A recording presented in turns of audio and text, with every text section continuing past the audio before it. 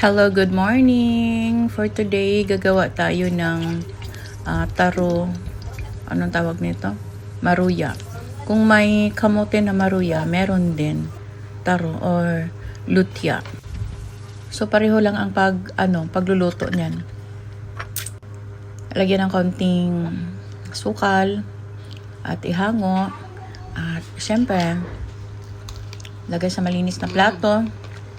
At charan! Para siyang kamuti. Pero ano to sa lutya? Taro.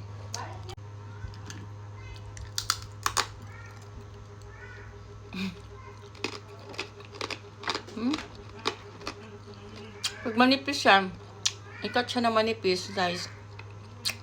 Crispy.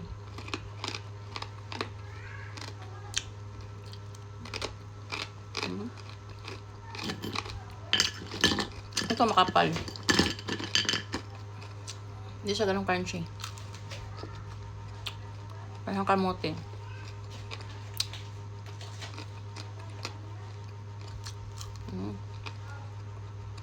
Yummy, Ming. Kaon namang iringan niya.